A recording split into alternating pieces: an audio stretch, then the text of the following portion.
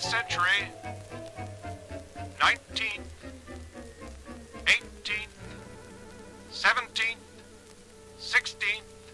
Do you read me, Terranaut? I read you loud and clear. We are talking to you from the Time Machine Control Center. A rocket has been launched which, for the first time, will take man millions of years back in time.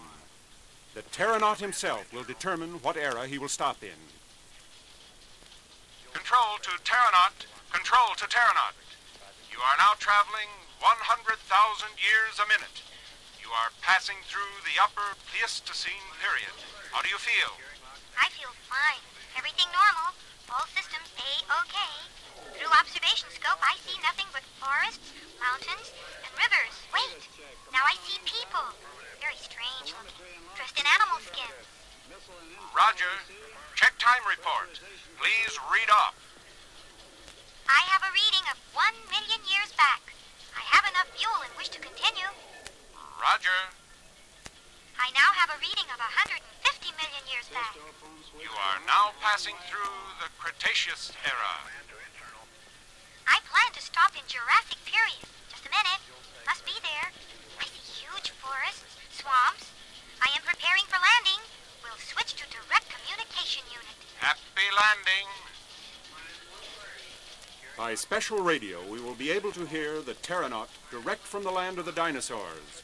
We now switch to the direct communication frequency.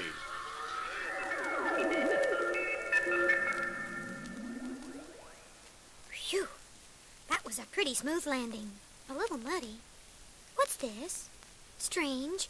It seems to be a huge tree trunk with a leathery-like bark. Tree trunk indeed. Would you mind getting off my toe? Golly, a talking tree. Don't be foolish. Trees don't talk. But I do. And I repeat, would you mind getting off my toe? Yo, it's not a tree. It's a dinosaur.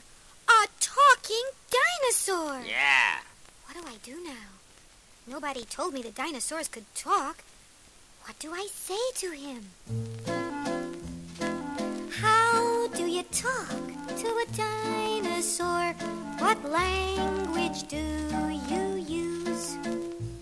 Do you grunt and growl, roar and howl, or holler up, yoo-hoo? How do you talk to a dinosaur? Do you say, how do you do? It seems like 100 million years since we last saw you. No, no, no, no, no. That would be so crude. I'm sure that he would think, well, that I was very rude. Oh, how do you talk to a dinosaur? Do you say, so nice to see you? My, how all those years flew by. Well, well, old fellow, what's new? How do you talk to a dinosaur when he looks so fierce and great? Do you tell him that in a million years he's gonna be out of date? No, no, no, no, no. That seems all wrong too. Holy smoke, I'm so confused. I don't know what to do.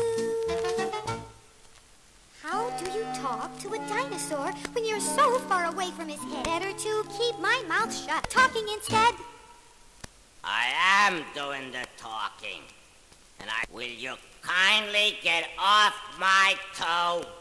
I'm terribly sorry. You see, I thought you were a tree. It was very foolish of me not to notice until I looked up. There. Does that feel better? I hope I didn't hurt you. Hurt me?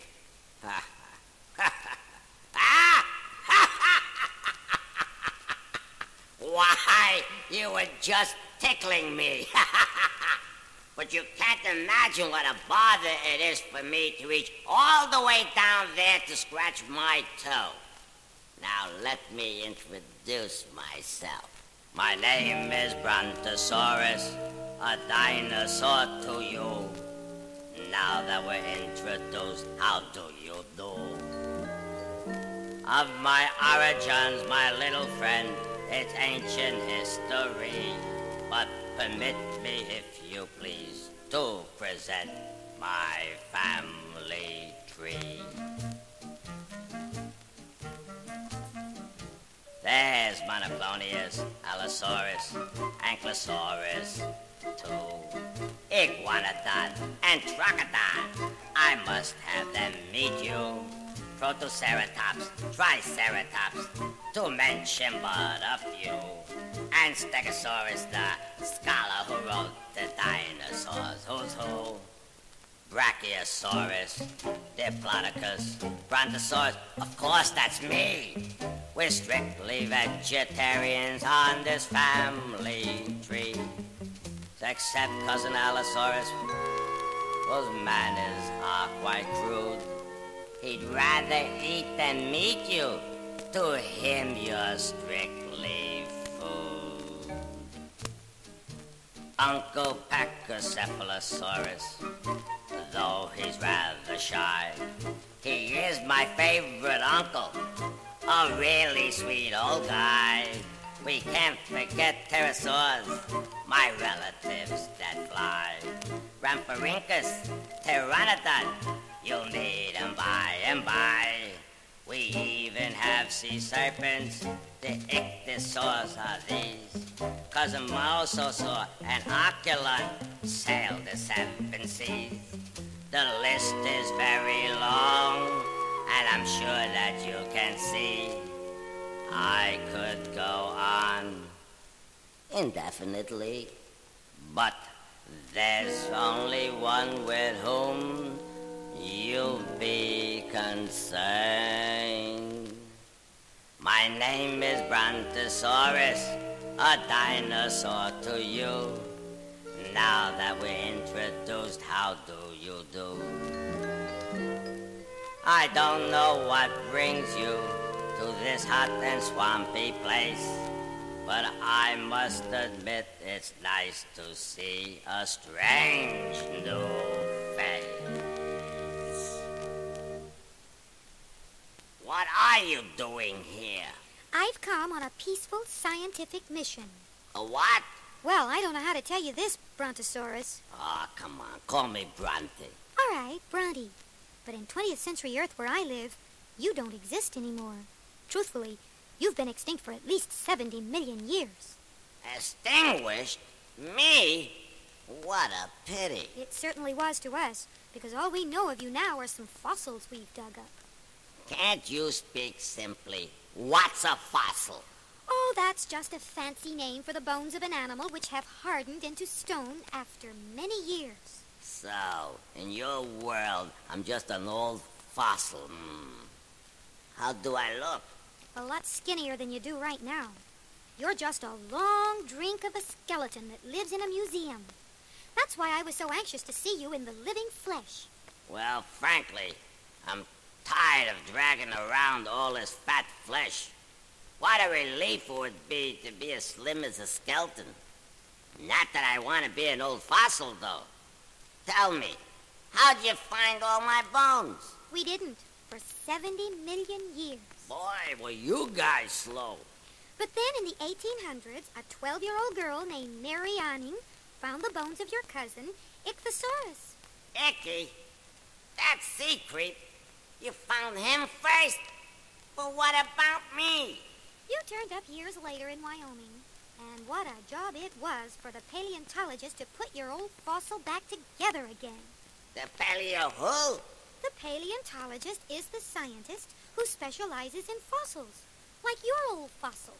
Me, an old fossil? Why, I'm just a kid. How can they call me old? 247 years for a dinosaur is just like being a teenager. Why, my father lived to be 512, and you call me old. Please pity the poor old fossil who once was alive, you'll know. Now his bones are turned to stone, and that's all he's got to show. Please pity the poor old fossil separated from his skin.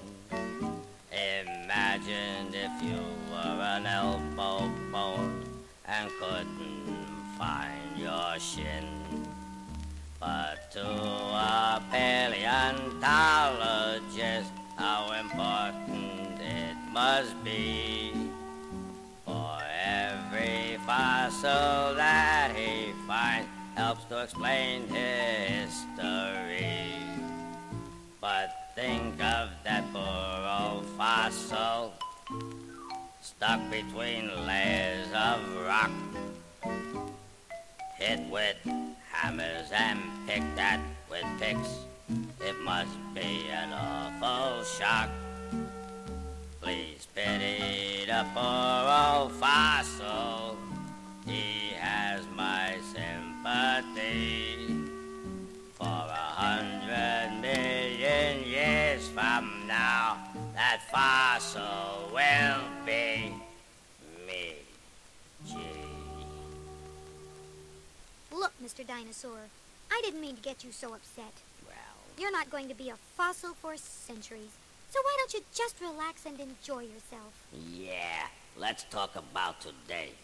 All your talk about extinguishing me makes me very nervous. Not extinguishing, extinction. Oh. That's a big difference.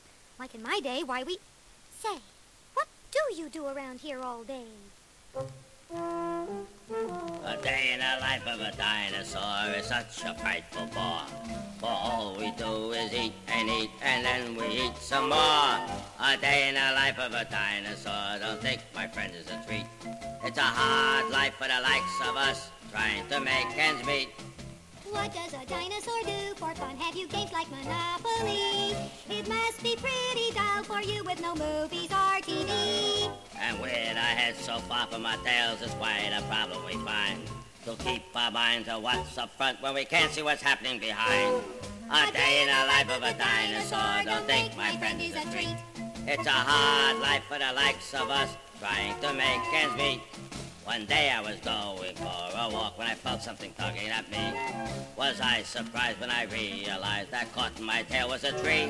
If you dinosaurs were brighter, you might have thought to invent a rear view mirror that you could use to prevent such an accident. A day in the life of a dinosaur, don't think, my friend, is a treat. It's a hard life for the likes of us, trying to make ends meet. At the end of the day, we're beat. You poor fellow. You really have problems, don't you? You think I've got problems? I'll take you to visit some of the other dinosaurs, and you'll really see problems. Then let's go. Maybe I can help them. Okay, you just hop on my back, and away we go.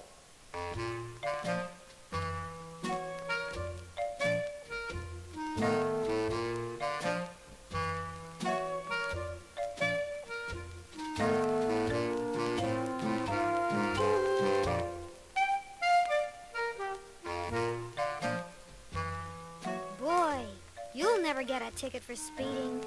Listen, if you were a dinosaur, you'd watch your step, too. Do you know that sometimes the swamps around here are so soft that we can sink in over our head? Why are you stopping? I don't see any dinosaurs around. There's something wrong. I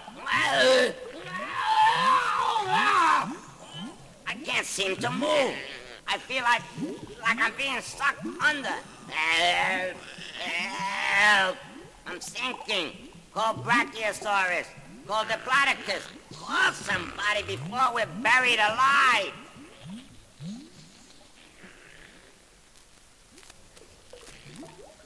Brachiosaurus, Diplodocus, help! We're sinking in the swamp. Hurry! Here they come. And look, that must be Ramphorhynchus flying down here. Bracky, swing your neck around mine. Ramp, you hold my tail up in the air. Dippy, get that little creature off my back and get a hold of my middle. Now, everybody, all together now.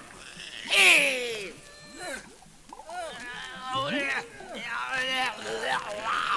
It's not working. I'm sinking deeper. Push! Pull! I'm only 60 tons. You should be able to move me. Stop the pulling! Stop the tugging! Brawn alone won't do. You've got to use brains for this rescue. I've got an idea that will work at last. Let's hurry along, for we have to move fast. Quick, quick, quick. Pull down that tree. Strip off the branches and bring it back to me. Okay, on the double. See that boulder there? Roll it down the hill and bring it over here. What are you guys doing? The mud's way past my knee. This is no time for games. You got to save me. Now, Bracky, wrap your neck around that tree and place it on the boulder very carefully. Now at Bracky's middle, slide the tree trunk under. Every time you fellows move, it sounds like thunder. Ready, just like a seesaw. Push down on one side. Brace yourself, Bronte. You're going for a ride. Okay, fellows, lower the boom. There he goes. Watch him land. Ba-ba-ba-boom. Brontosaurus is saved. Hip, hip. That was a close call. I sure hope none of you ever get stuck. But if you do, you know without a doubt that I'd pull you out. My good friends, I don't know how I can thank you all. Oh, I know. My friend here, my little friend here, wants to see how you future fossils live now. So why don't you all go home and prepare your little place so my friend could see it? Okay? Good. And you, my little friend, a very special thanks to you. But I better watch out. These swans will be the death of me someday. Brontosaurus, you don't know how true those words are. We have an idea that's the way you became extinct. There you go again. Gee, I'm sorry. I didn't mean to remind you. That's all right. After all, you did save my life. And you're a real friend. And you know, it's a puzzle how you, a little peewee, could manage to rescue a giant like me. Frankly, it's quite easy to explain. All I had to do was use my brain. You may weigh 50 tons or more and be as big as a tree. But though your body's huge, your brain is as small as a pea. And it's not smart to be dumb. It's not smart to be dumb, dum, dum, dum. Back where I come from, it's not considered smart to be dumb. If only I could borrow a few brains from you, there's just no telling what I could do. A million years from now I would still be alive, 'cause I study all the books on how to survive. I'd even start a dinosaur school, and everyone would have to attend. We'd study and we'd study till our brains were numb. There's just no telling where it would end. It's not smart to be dumb. It's not smart to be dumb, dum, dum, dum, dum. Back where I come from, it's not considered smart to be dumb. You could build big buildings, a car or a plane. You'd even switch from grass to chow mein. And after you discover electricity, in your air-conditioned room, you can watch TV. There's one thing that this rescue has proved. What? And I'm sure that you don't have to be told. You've got to use your brains more than your brawn, 'cause one idea is worth your weight in gold. Wow, wow. It's not smart to be dumb. It's not smart to be dumb, dum, dum, dum, dum. Back where you come from, it's not considered smart to be dumb. Dumb.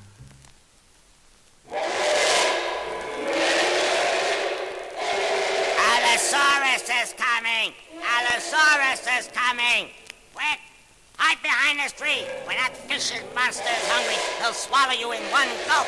Run, Brody, run! He's right on your tail. You don't frighten me, Dinosaurus, you meat-eating bully. I'll squash you to a pulp. Watch it, Brody. He's reaching for your neck. Smack him with your tail. Smack him with your tail.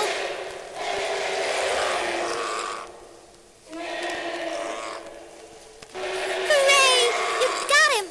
Look out. There's another one behind you. Roll over on him. Now you've got him. Push him into the water. Yippee! You won. Poor Brody. You're hurt. Let me help you. It's nothing but a scratch. Those miserable Allosauruses, they make me so mad that they turn me into a killer. But why didn't you run into the swamps? You know they're afraid of water. And leave you behind to be eaten? You're a wonderful guy, Brody. A real pal. Oh, it was really nothing. But Brody, why are you shivering? Are you cold? Well, now that it's over, I'm afraid I've got the shivers. I'm really a peaceful guy, and I just hate to fight. You'd never know by looking at me. But you can't tell a book by its cover. With my leathery hide and huge size, you might think I'm fierce and very strong. But inside I'm just a softie. So please don't get me wrong. My neighbors never have any complaints. I never want to hurt anyone. I'd rather love than hate. I don't find fighting fun. Crazy mixed up Allosaurus, I really don't taste that sweet. Crazy mixed up Allosaurus, you'd rather fight than switch for meat? Look at me. Do I look mean? I'm no monster, for heaven's sakes. I'm sensitive. This shouting and shoving leaves me with a splitting headache. Just give me leaves, dripping with dew, and would I be content? You bet. 'Cause violence is bad for me. It makes my stomach upset. Crazy mixed up Allosaurus, I really don't taste that sweet. Crazy mixed up Allosaurus, you'd rather fight than switch for meat? And you once said your life was a bore. But I said it isn't a treat either. Lately it's been one crisis after another. When you reach my age, a fella likes to find a quiet place somewhere to retire. Just sleep and eat and relax. I know just the place for you. A zoo. What's a zoo? Well, a zoo is a place where animals stay. Nice and quiet. Well, No problems. oh boy, And all they do is eat and sleep. that sounds great. Could you take me back to a zoo? Gee, Brody, that would be great. But, oh, Brody, I can't. There's just no room in my earth anymore. There's just no room for a dinosaur. Oh, why couldn't you have been smaller too? Like a coati, the koala, or the kangaroo. A wallaby, a woodchuck, or even a shrew. Or like a mouse, make a house out of a shoe.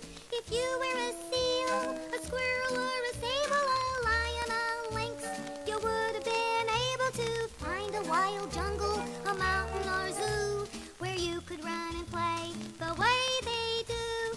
If you were a whale, you could live in the sea. If a cat or a dog, you could live with me. If you were but for a huge, immense, gigantic, colossal, stupendous, a really big dinosaur. That's an impossibility. Bronte, there's just no room on my earth anymore. There's just no room for a dinosaur. Oh, why did you have to be so big? Why couldn't you be a porcupine or a little pig? A cheetah, a chinchilla, a little chipmunk, or a goat, or a cow, or a smelly old skunk. Lucky elephant and rhinoceros too. We've even found space to make a place for you and for the camel, the coyote, and the caribou, the giraffe, the gorilla, and even the gnu. From the alligator to the kinkajou, there's room for every animal except for you, 'cause you're a huge, immense, gigantic, colossal, stupendous, a really big dinosaur. And that's an impossibility, Bronte.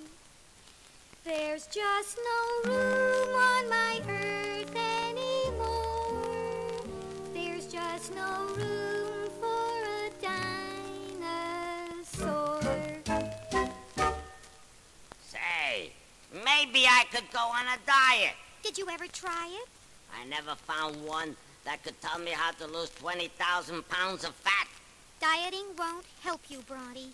It's obvious that anyone who is 15 feet tall, 60 feet long, and weighs over 50 tons has a glandular problem. There you go again. Why can't you say things simply? Well, enough of this fancy talk. I'm getting hungry. How about 16 tons of food? That's a great idea. Wait a second. Listen. What's that noise? Control center to Terranaut. Control center to Terranaut. Come in, please. Do you read me? That's my time machine control station. I'd better answer them. Terranaut to control center. Terranaut to control center. I read you loud and clear. According to our calculations, you must depart at 0800 hours. Roger. We'll begin preparations. Roger and out. Looks like I'm going to have to leave, Bronte. Just when we were about to eat. Boy, if this day continues the way it has, I'll die of starvation. Who? You? Yeah, I didn't take no diet pill. Listen, I want to ask you something. Do you really think that we're going to become extinct because of the swamps? Well, you know, Bronte, none of our scientists really know for sure.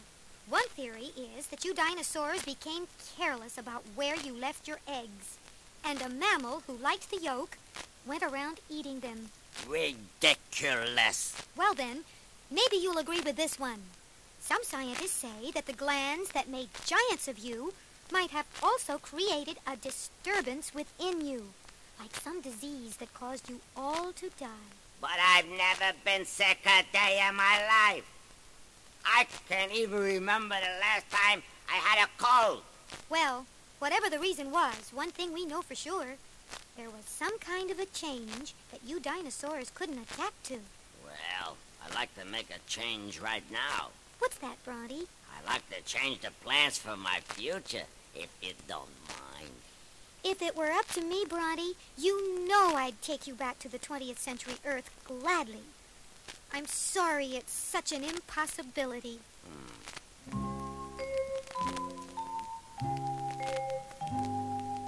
Goodbye, goodbye, Brontosaurus. I won't be seeing you anymore.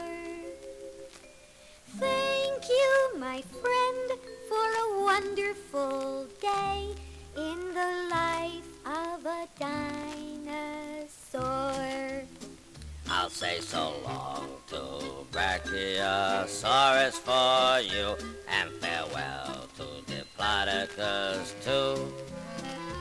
And I'll tell Stegosaurus to send you a copy of the Dinosaurs Who's Who. That's the book with all our names in it, like Bronte, Protoceratops Bronte, and Triceratops. Bronte, What is it? Bronte, I'll read it from Ankylosaurus to Pachycephalosaurus. Well, And we're gonna be extinct. I've got to get ready to leave, Bronte. You gotta leave? Yeah. Well, then we better finish the song. I'll tell Iguanodon and the Ichthyosaur how sorry you were that somehow you never found the time to sit down and have a chat. If ever I have a toothache, tell Trocodon I'll never complain. When I think that poor fellow has 2,000 teeth, his cavities must drive him insane. It's a pity you never got to know my cousin Ankylosaurus very well. But he's really so shy, I didn't even try to get him out of his shell. I'm sorry that we're going to be extinct. Really, I think it's a shame. Without you around, dear, dear Bronte, Earth won't be the same. Goodbye, goodbye, Brontosaurus. I won't be seeing you anymore. But thank you, my friend, for letting me spend a day in the life of a dinosaur.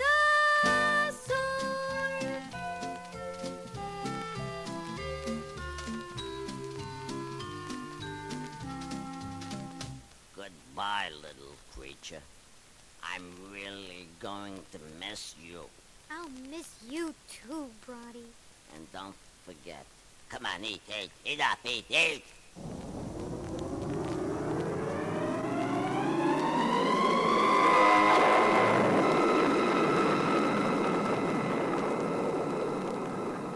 Boys and girls, the Pteronaut is on the last lap of the most incredible journey of our time.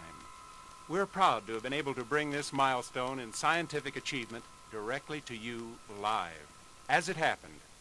And to our brave Pteronaut, welcome back to the 20th century.